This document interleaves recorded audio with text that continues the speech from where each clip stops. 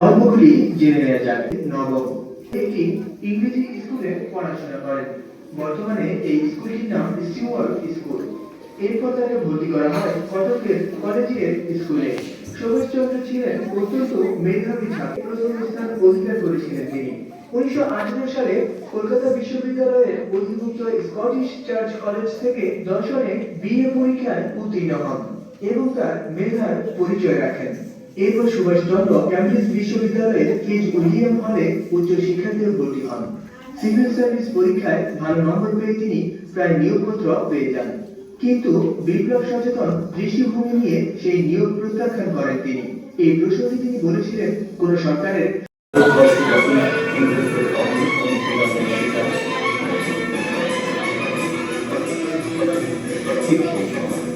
জন্মগ্রহণ করেন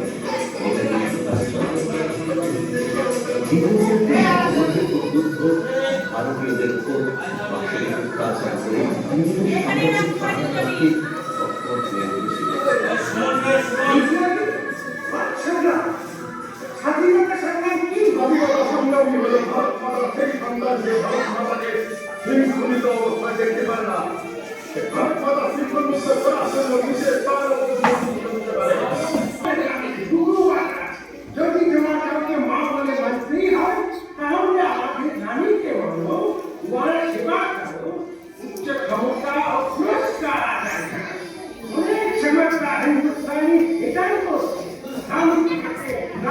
পরিচিত সুভাষচন্দ্র বসু পরপর দুইবার ভারতীয় জাতীয় কংগ্রেসের সভাপতি নির্বাচিত হন, কিন্তু মহাত্মা গান্ধীর সঙ্গে আদর্শগত সংঘাত এবং কংগ্রেসের বৈদেশিক ও অভ্যন্তরীণ নীতির প্রকাশ্য সমালোচনা করার জন্য তাকে পদত্যাগ করতে হয়।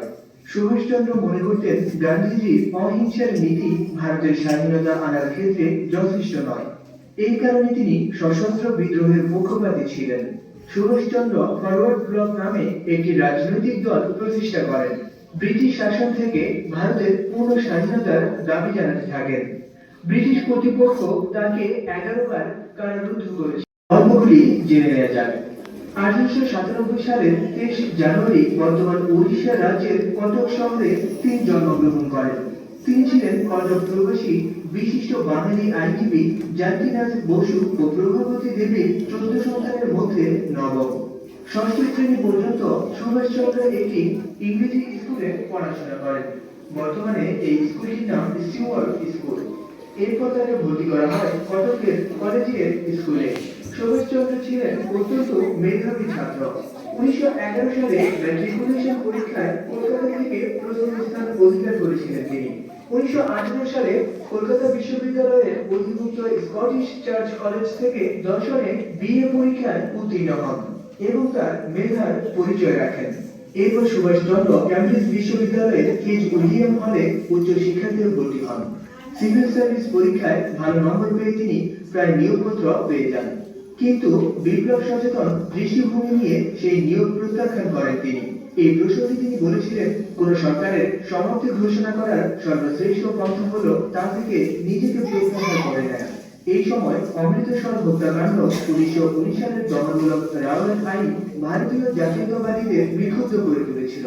ভারতে ফিরে সুভাষচন্দ্র স্বরাজ নামক সংবাদপত্রে লেখালেখি শুরু করেন এবং বঙ্গীয় প্রদেশ কংগ্রেস কমিটির চিত্তরঞ্জন দাস এই বন্ধু যখন কলকাতা পৌর সংস্থার মেয়র নির্বাচিত হন, তখন সুভাষচন্দ্র তার অধীনে কর্মরত ছিলেন। 1925 সালে অন্যান্য জাতীয়তাবাদীদের সঙ্গে তাকে বন্দী করা হয় এবং মান্দারে নির্বাসিত করা হয়। এখানে তিনি যক্ষ্মায় আক্রান্ত হয়েছিলেন। সুভাষচন্দ্র ছিলেন একজন ধর্মপ্রাণ হিন্দু। তিনি ধ্যান করে অনেক সময় অতিবাহিত করতেন। স্বামী বিবেকানন্দের ভাবাদর্শ তাকে উদ্বুদ্ধ করেছিল। ছাত্র অবস্থায় থেকে তিনি তার দেশপ্রেমিক সত্তার জন্য পরিচিত ছিলেন। প্রায় 20 বছরের মধ্যে সুভাষচন্দ্র মোট 11 বার গ্রেফতার হয়েছিলেন। তাকে ভারত ও রেঙ্গুনের বিভিন্ন জায়গায় রাখা হয়েছিল। 1930 সালে তাকে ইউরোপে নির্বাসিত করা হয়। 1934 সালে তিনি তার প্রথম প্রেম এমিলি শেঙ্কল এর সাথে পরিচিত হন ভিয়েনাতে। 1937 সালে তারা ব্যাড গ্যাস্টিনে বিয়ে করেন। তার পিতার মৃত্যুর পর ব্রিটিশ সরকার তাকে শুধুমাত্র ধর্মীয় আচার অনুষ্ঠান পালনের উদ্দেশ্যে কিছুক্ষণের জন্য কলকাতায় আসার অনুমতি দিয়েছিল। 1938 সালে তিনি গান্ধীর বিরোধিতার মুখে ভারতীয় কংগ্রেসের প্রেসিডেন্ট নির্বাচিত হন। 1939 সালে তিনি দ্বিতীয়বারের জন্য ত্রিপুরা সেশনে কংগ্রেসের প্রেসিডেন্ট নির্বাচিত হন। এই নির্বাচনে গান্ধী পট্টভি সীতারামকে সমর্থন দেয়। নির্বাচনের ফলাফল শোনার পর গান্ধী বলেন, পট্টভির হার মানেই আমার হার। কিন্তু জয়যুক্ত হলেও তিনি সুষ্ঠুভাবে কার্য সম্পাদন করতে পারছিলেন না। গান্ধীর অনুগামীরা তার কাজে বাধা সৃষ্টি করেছিলেন। গোবিন্দ বল্লভ পন্থ এই সময় একটি প্রস্তাব পেশ করেন যে কার্যনির্বাহক পরিষদকে পুনর্গঠন করা হোক। এভাবে সুভাষচন্দ্র বসু এই নির্বাচনে জয়লাভ করলেও গান্ধীর বিরোধিতার ফলস্বরূপ তাকে বলা হয় পদত্যাগপত্র পেশ করতে, নইলে কার্যনির্বাহী কমিটি সকল সদস্য পদত্যাগ করবে।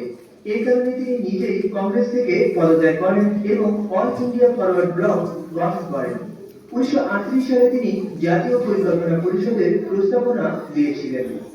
দ্বিতীয় বিশ্বযুদ্ধ চলাকালে সুভাষচন্দ্র বসু প্রস্তাব করেন যে কবে ব্রিটিশরা ভারতীয়দের স্বাধীনতার অনুমোদন দেবে তার জন্য বসে না থেকে দ্বিতীয় বিশ্বযুদ্ধের রাজনৈতিক অস্থিরতা থেকে সুবিধা নেওয়া উচিত।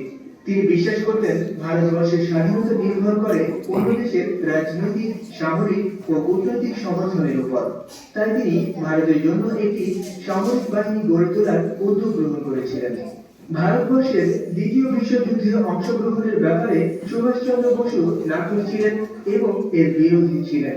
তাই ইংরেজ সরকার তাকে সে সময় গৃহবন্দী রেখেছিলেন। তিনি বুঝতে পারলেন ব্রিটিশরা তাকে যুদ্ধের আগে ছাড়বে না। তাই তিনি দুটি মামলা বাকি থাকতেই আফগানিস্তান ও সোভিয়েত ইউনিয়ন হয়ে জার্মানিতে পালিয়ে যাওয়ার সিদ্ধান্ত গ্রহণ করেন এবং তিনি পরিকল্পনা মাফিক আফগানিস্তান, মস্কো এবং রোম হয়ে জার্মানিতে পৌঁছান। তিনি বার্লিনে মুক্ত ভারতীয় কেন্দ্র হতে চাই। এমনই আরো জানতে চ্যানেলটিকে সাবস্ক্রাইব করুন আর কৌতূহলের